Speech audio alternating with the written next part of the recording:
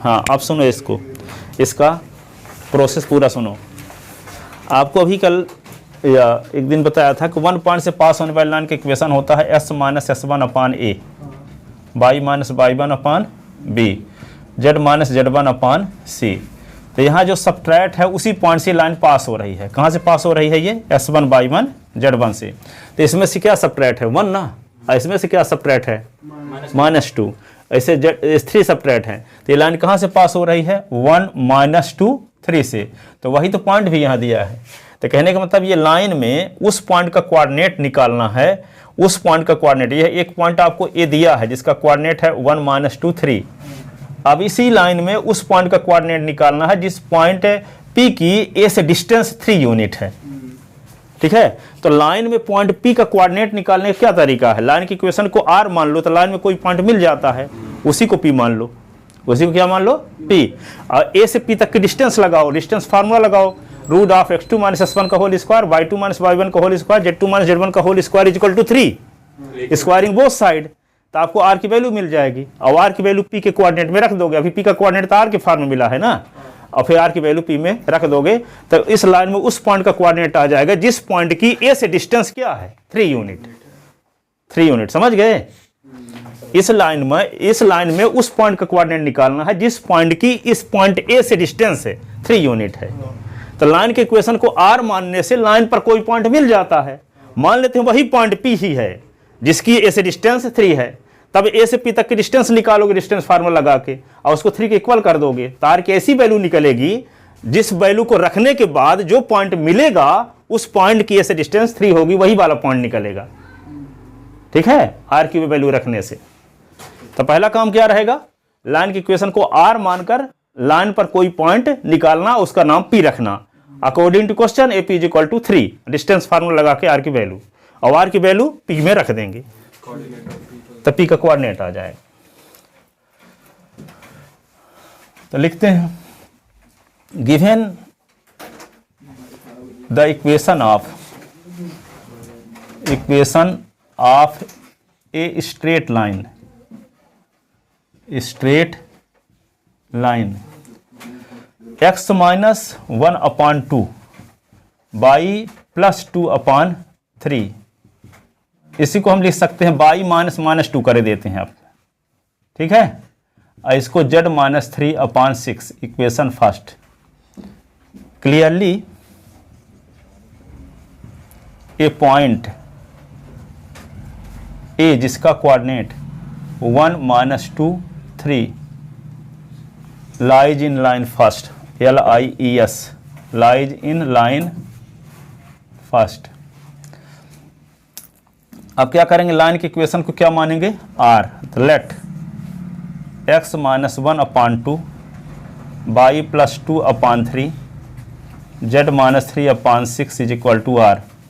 तो क्या होगा? x minus 1 upon 2 is equal to भी R, y plus 2 upon 3 is equal to भी R, z minus 3 upon 6 is equal to भी R।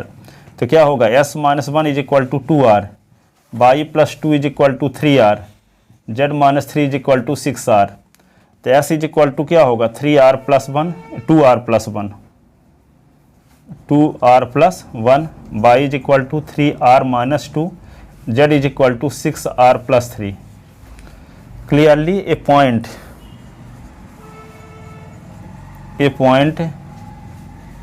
P, कौन, इसका कोऑर्डिनेट क्या है? 2R plus 1 3R minus 2 6R plus 3, lies in line first. According to question AP is equal to 3। तो distance formula, तो A से P तक की डिस्टेंस लगाओ, फार्मूला लगाओ। तो क्या होगा? इसका P का कोऑर्डिनेट आपको मिल चुका, ये मिल गया 2R plus 1 2R plus 1 3R minus 2 6R plus 3। ठीक है, तो यहाँ पे ये कहलाएगा, सुनो, ये x1 y1 कहलाएगा, ये s2 y2 z2। तो डिस्टेंस फार्मूला जानते हो आप, root of s2 minus s1 का whole square, y2 minus y1 का whole square Z2 minus Z1 का होल स्क्वायर। तो ये क्या है, 3 दिया भी है डिस्टेंस। तो यहाँ पे S2 का काम कौन कर रहा है, S2 का काम कर रहा है 2r प्लस 1। तो 2r प्लस 1 माइनस 1 का स्क्वायर, फिर क्या लिखेंगे 3r माइनस 2 और फिर माइनस माइनस 2 तो प्लस 2 का स्क्वायर, फिर क्या लिखेंगे 6r प्लस 3 माइनस 3 का स्क्वायर इज इक्वल टू 3। ये -1 + 1 कट गया, ये कट गया। अब बचा क्या, देखो यहाँ 2r का स्क्वायर तो 4r स्क्वायर हो जाएगा, 3r का स्क्वायर तो 9r स्क्वायर हो जाएगा, 36r स्क्वायर हो जाएगा। तो ये होगा 3, 9 और 4 13, 13 और 36 49r square is equal to 3। तो ये क्या हो जाएगा 7r इज इक्वल टू 3। तो r इज इक्वल टू क्या होगा 3/7। Putting the value of r in point P, putting the value of r in point P। तो P का कोऑर्डिनेट क्या है 2 × 3/7 प्लस 1, ऐसे ना, और 3 × 3/7 और माइनस 2, 6 × 3/7 प्लस 3। ठीक है, तो P का कोऑर्डिनेट क्या हुआ 2/3 6 और प्लस 7/7, 3 × 9 माइनस 7 दूना 14, 7 दूना 14/7, 6 तिरिक 18 और 7 तिरिक 21/7। ठीक है, तो P का कोऑर्डिनेट होगा 9 7 और 6 13, 13/7 और 14 से 9 निकल गया तो -5/7। और यहाँ पे एक डाउट है, हाँ, तो यहाँ पे जो r लिए हैं प्लस माइनस 7 क्यों नहीं लिए हैं, प्लस माइनस 3/7 क्यों नहीं लिए प्लस माइनस में, क्योंकि रूट लगा ना, रूट को खोलते तो प्लस माइनस साइन आता है। वो बिल्कुल सही बोल रहे हो, आपको यहाँ पे प्लस माइनस ही लेना चाहिए। यहाँ पे क्या होगा +-7, तो r इज इक्वल टू होगा +-3/7। तो यहाँ 2 वैल्यू हो गए, एक पॉइंट इधर भी हो सकता है, इधर भी तो हो सकता है, जिसकी डिस्टेंस 3 हो, 2 ही पॉइंट होंगे, हम लिखना भूल गए थे। ठीक है, जैसे मान लो ये पॉइंट से इधर भी लाइन पॉइंट से 3 यूनिट की डिस्टेंस में पॉइंट हो सकता है, और इस पॉइंट की इधर भी तो हो सकता है। ठीक है, तो एक बार पॉजिटिव साइन लेंगे, एक बार नेगेटिव साइन लेंगे। ठीक है, तो यहाँ पे r इज इक्वल टू क्या होगा, यहाँ पे 3/7 और -3/7। ठीक है, अब यहाँ लिख लो when r is equal to 3/7।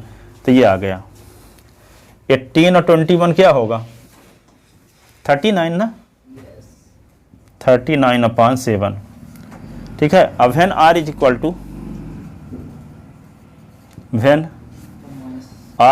To -3/7, तो जो पॉइंट मिलेगा उसका नाम P डैश रख के लेते हैं। ठीक है, उस पॉइंट का तो क्या होगा 2 × r के स्थान पर रखते हैं -3/2, 3/7 प्लस 1, 3 × -3/7 अब -2, 6 × -3/7 अब +3। तो P dash is equal to क्या होगा 3 दूना 6 और 7 से -6 + 7/7, ऐसे ना, -9 + 7 दूना 14/7। ये क्या होगा 18 -18 और 21/7 ये। तो P dash is equal to क्या होगा 1/7। ये 14 और 19 क्या होगा 23 -23/7। और ये क्या हो गया 21 से 18 निकल गया 3/7। तो ये दोनों पॉइंट हो गए, हेंस रिक्वायर्ड पॉइंट आर।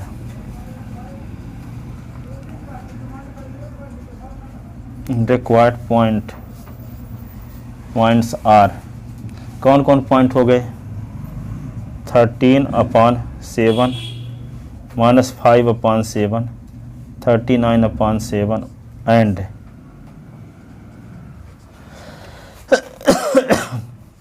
1/7, 23/7, 3/7 ये आ गया। ठीक है,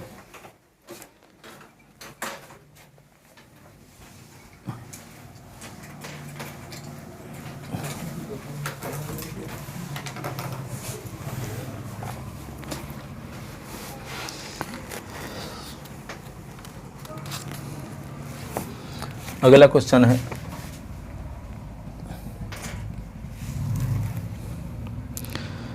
a straight line passes through the point. लिखो a straight line passes through the point, passes through the point। A का दिया है 1 2 3। Its direction ratio are, its direction ratio are, direction ratio are 632। Find the coordinate of that point, find the coordinate of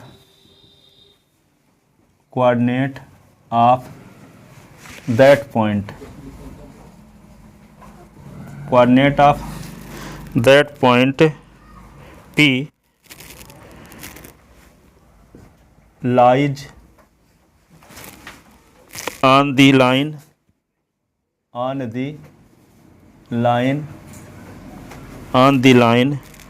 if the distance from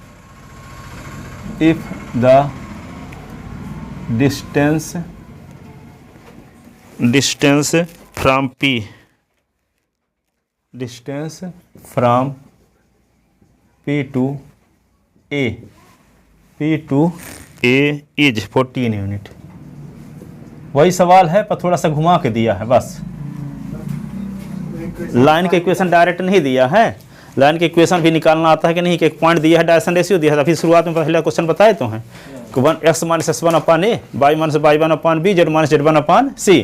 तो आपको point दिया ही गया है, तो s - 1/6, y - 2/3 is equal to z - 3/2 line के equation हो गया। फिर क्या करेंगे, लाइन के इक्वेशन को r मानेंगे, तो लाइन में कोई पॉइंट मिलेगा उसका नाम क्या रखेंगे, p रखेंगे। ठीक है, और P का कोऑर्डिनेट R के फॉर्म में मिल जाएगा। अब P की ऐसे डिस्टेंस भी दिया है, तो according to question AP is equal to क्या लिख देंगे 14, वहां तो क्या लिखे थे 3, तो अब फिर स्क्वायरिंग बोथ साइड कर देंगे, तो R की 2 वैल्यू मिल जाएगी प्लस माइनस में। तो बारी बारी से R की वैल्यू प्लस साइन लेंगे, R की वैल्यू माइनस साइन लेंगे, तो दोनों पॉइंट मिल जाएंगे P और P'।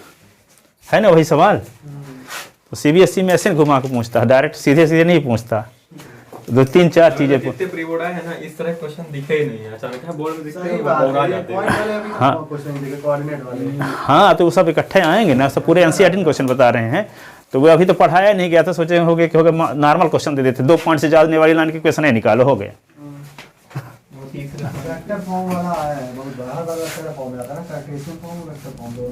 हाँ, तो वो उसमें लिखे 2 पॉइंट से पास होने वाली लाइन का वेक्टर इक्वेशन निकाल के उसको कार्टेशियन फॉर्म में कन्वर्ट करो।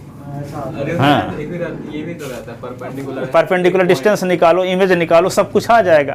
तो ये सब चीज़ जानते रहोगे पहले से, तब तो सब आएंगे ना आगे चल के, आने वाले हैं। अब अति शीघ्र लाइन में ही लगे हैं, कम इन सून।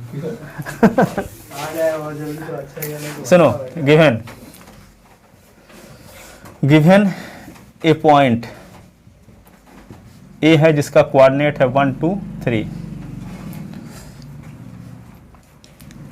And direction ratio of line passes through the point A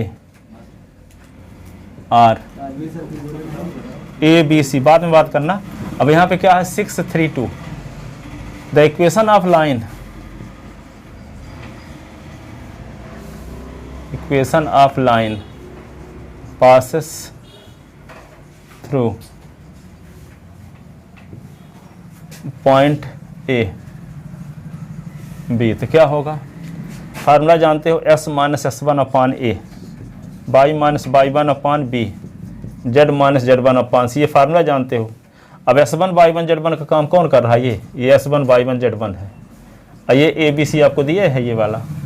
तो क्या लिख दें, एक्स माइनस वन अपान ए की वैल्यू क्या 6, वाई माइनस 3 अपान बी की वैल्यू क्या है 3, वाई माइनस 2 अपान बी की वैल्यू क्या दी गई है 3। अब फिर क्या लिखेंगे, जेड माइनस 3 अपान सी की वैल्यू क्या है 2, ऐसे। अब क्या करेंगे, इसको आर मानेंगे, तो let X minus 1 upon 6, Y minus 2 upon 3, Z minus 3 upon 2 is equal to R. तो X minus 1 is equal to 6 R, Y minus 2 is equal to 3 R, Z minus 3 is equal to 2 R. तो S is equal to 6 R plus 1, Y is equal to 3 R plus 2, Z is equal to 2 R plus 3। ठीक है, clearly ये point P जिसका coordinate 6r plus 1, 3r plus 2, 2r plus 3 lies in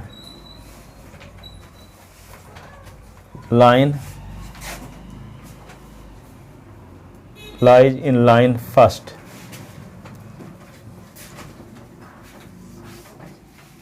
according to question A से P तक की distance क्या दिया 14 ना,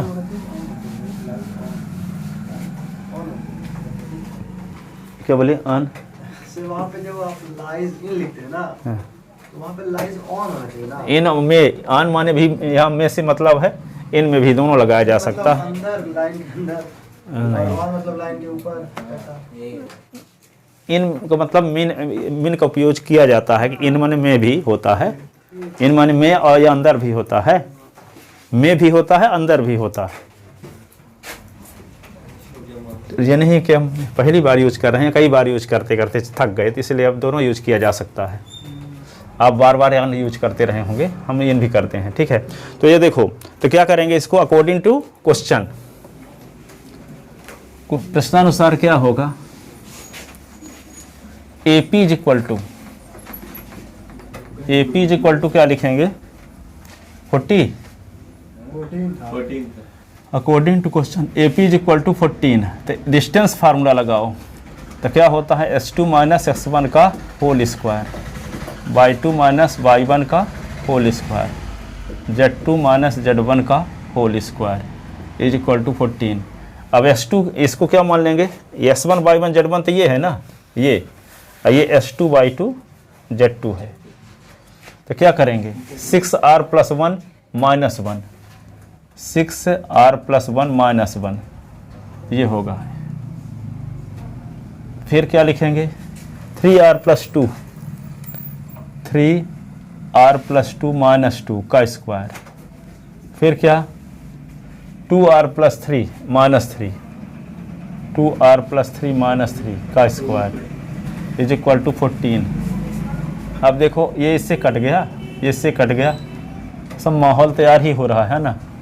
36r स्क्वायर, 9r स्क्वायर, ये क्या होगा 4r square is equal to 14। यहाँ क्या आएगा बोलो, सबको जोड़ दो, 9 4 13 36 तक वो आएगा root 49r square is equal to 14। तो क्या लिख देंगे यहाँ पे प्लस माइनस 7r है ना, इज इक्वल टू 14। तो r इज इक्वल टू क्या होगा 14 अपान प्लस माइनस 7, 7 2 जा, तो r is equal two plus minus 2। ठीक है, व्हेन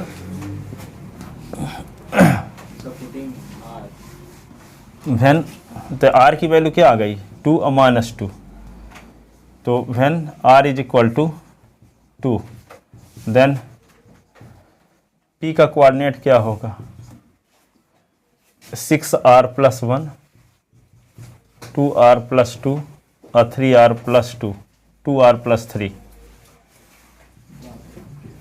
पहले क्या रखेंगे p के स्थान पे 2, तो 6 into 2 plus 1 2 into 2 plus 2, 2 into 2 और प्लस 3। तो पी का कोऑर्डिनेट क्या हो गया? 6 दूनी 12, 13, 4 2 6, 4 3 7। अब वेन क्या लिख दोगे? When r is equal to -2। तो पी का कोऑर्डिनेट क्या होगा? 6 into -2 plus 1, 2 into -2 plus 2, 2 into -2 plus 3। तो क्या हो जाएगा पी का कोऑर्डिनेट? 6 दूना 12 और प्लस तो -12 प्लस तो -11, 2 दूना 4, -4 प्लस 2 तो -2। ये क्या 2 दूना 4, -4 प्लस 3 तो -1। तो ये आ गए, टी डैश लिख दिए यहाँ। Hence coordinate of required point, coordinate of hence coordinate of required point, points are कौन कौन? 13, 6, 7 and -11, -2, -1।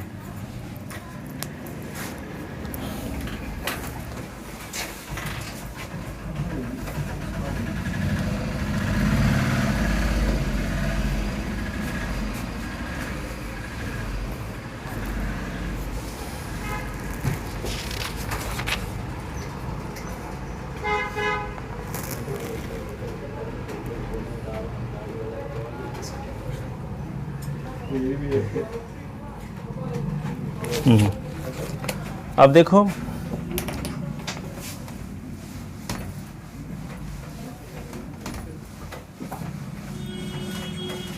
To find the equation of line, नया टर्म है क्वेश्चन है? नया heading, to find the equation of a straight line, a straight line passes through x1 y1 z1 and is parallel to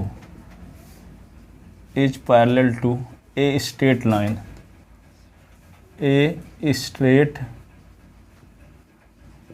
line,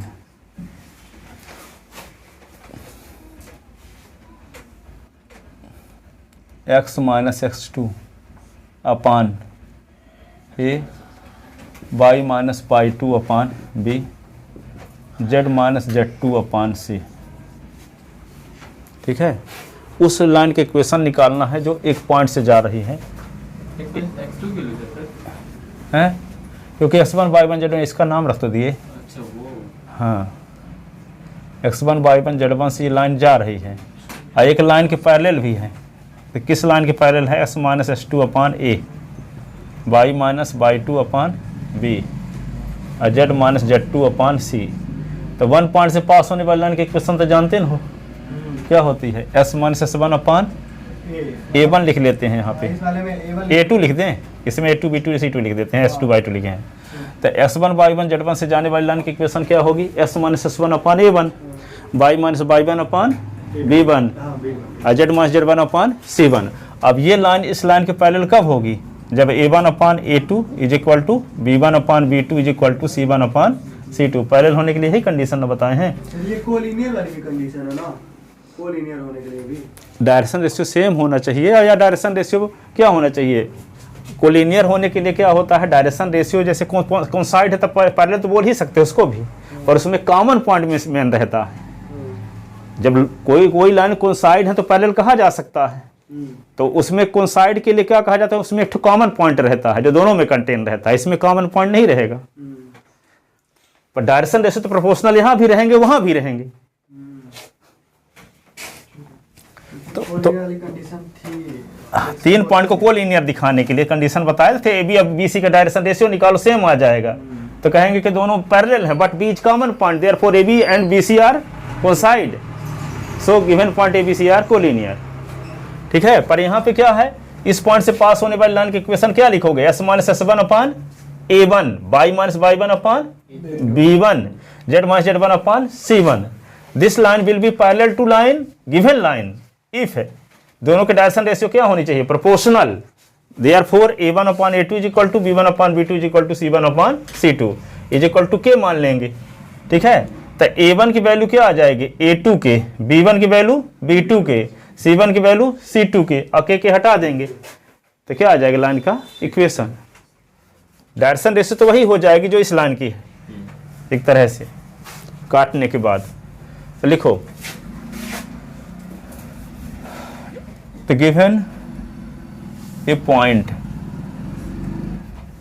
A x1 y1 z1 and the equation of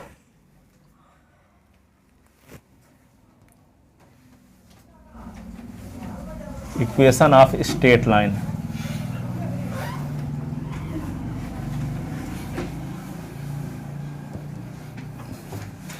x minus s2 upon a2 y minus y2 upon b2 z minus z2 upon c2. ये equation हो गया first. we know that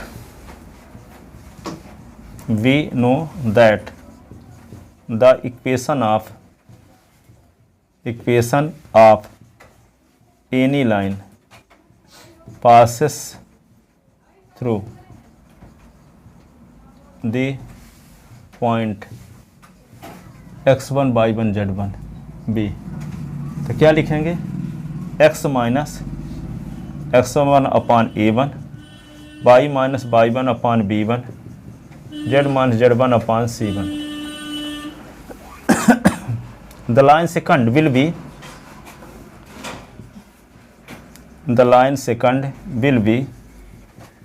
parallel to line first if a1 upon a2 is equal to b1 upon b2 is equal to c1 upon c2 is equal to k.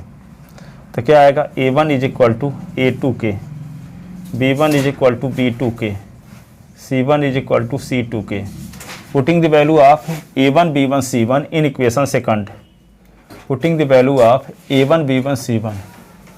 Putting the value of a1 b1 c1 in equation second. तो क्या आ जाएगा, x minus x1 upon क्या हो जाएगा a2 के, और y minus y1 upon b2 के, और z minus z1 upon c2 के हटा दो, तीनों में है तो x minus x1 upon a2 y minus y1 upon b2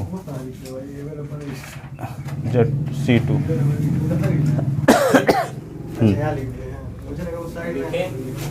हाँ, a1 b1 c1 की वैल्यू रख दिए. आ गया सर.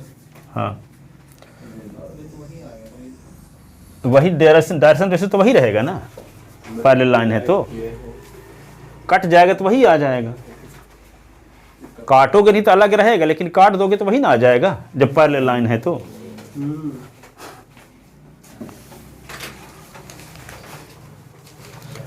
अब देखो एक क्वेश्चन इस पर आधारित.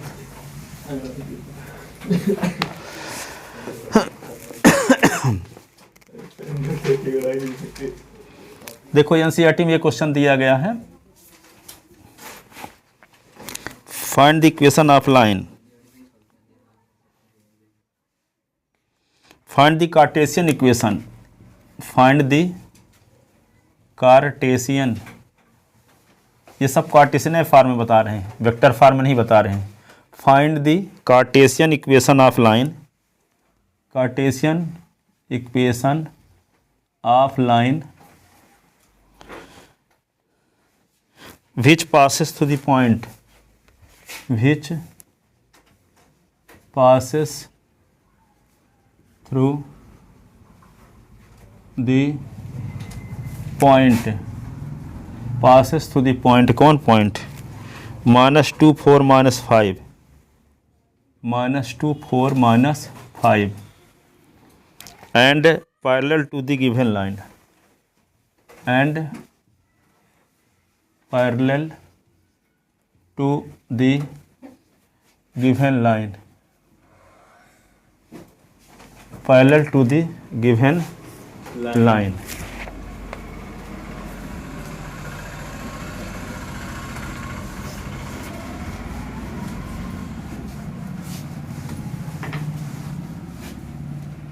कौन लाइन है? x plus 3 upon x plus 3 upon 3 -2 है। बाई माइनस 4, हाँ -2 by minus 4 upon 5 z plus 8 upon 8। अब लाइन के इक्वेशन भी दिया है, पॉइंट भी दिया है ना। हाँ, इसका डायग्राम इस प्रकार से बनाते हैं। जैसे मान लो ये पॉइंट ए है जिसका कोऑर्डिनेट आपको दिया है x1 y1 z1 के स्थान पे क्या दिया है, -2 4 -5। ये लाइन ए पॉइंट से पास होने वाली लाइन की इक्वेशन निकालना है, जबकि ये किसके पैरेलल है, इसके s plus 3 upon 3 y minus 4 upon 5 और z प्लस 8 अपान 8। ए पॉइंट से पास होने वाली लाइन की इक्वेशन निकालना है, जबकि ये लाइन फर्स्ट के पैरेलल है, लाइन फर्स्ट के पैरेलल है। इस इक्वेशन, इस पॉइंट से पास होने वाली लाइन की इक्वेशन निकालना है, और ये लाइन क्या है, यहाँ से जाने वाली इस लाइन के पैरेलल है। ठीक है,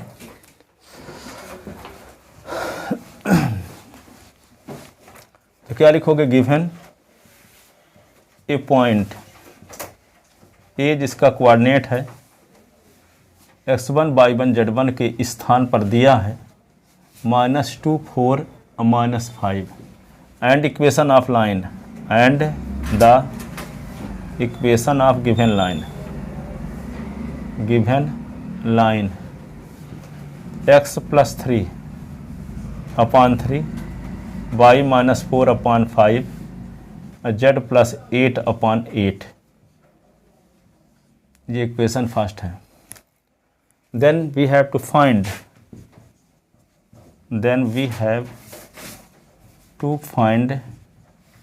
the equation of line passes through the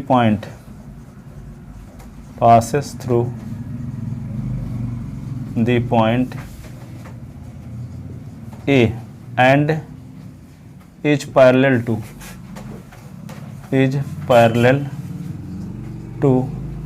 the line first, parallel to the line first.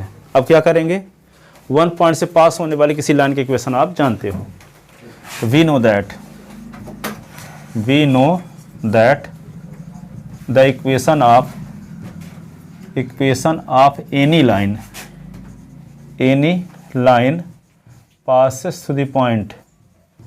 passes through the क्या हो गया, हाँ? अभी आ रहा क्या कोई अरे इधर से एक लड़के जा रहा था, मैं हंसी आगे देख के उसको पीछे चल रहा था। Line passes through the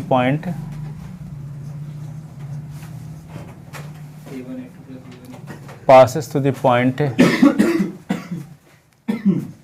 A B। Krishna एक देखे नहीं हो लगता आप लोग, क्या कृष्णा? हाँ मूवी? कृष्णा मूवी नहीं, स्टोरी जो आती है वो रामानंद सागर की, कार्टून वाली, इसीलिए तो कार्टून जैसे हंसते हो। तो x minus 2 upon A y minus 4 upon B। 16 प्रकार की हंसी होती है, उनमें से सबसे लास्ट वाली हंसी हंसते हो। पहली हंसी क्या है, न दांत निकले न आवाज आए, और ऐसी हंसी हंसा करो जब कभी हंसना हुआ। इससे तो हंस काहे को रहते, बताओ। हंसने के हम मैथ वाला तो चल रहा थोड़ी कि जादू दिखा रहे हैं, नहीं है। हंसना बहुत बड़े घातक का संकेत है आप लोगों के लिए।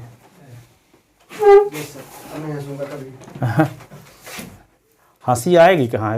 किसी साइंटिस्ट को देखो, फिजिक्स वाले, केमिस्ट्री वाले, मैथमेटिशियन वाले, उनका चेहरा देखा करो कैसे दिखता है, हैं? वे इस बात का प्रमाण है कि जितना पढ़ना चाहिए पढ़ नहीं रहे हो, इसलिए हंसी आती है। नहीं तो वहाँ पे चिंतन मनन करते रहोगे, फिजिक्स में क्या पढ़े हैं आज, उसमें क्या ध्यान रखने वाली चीज़ थी, केमिस्ट्री में क्या पढ़े हैं आज, उसमें ध्यान रखने वाली चीज़ क्या थी, मैथ में आज क्या पढ़े, उसमें क्या ध्यान रखने वाली चीज़ थी, तो हंसी कहाँ से आएगी?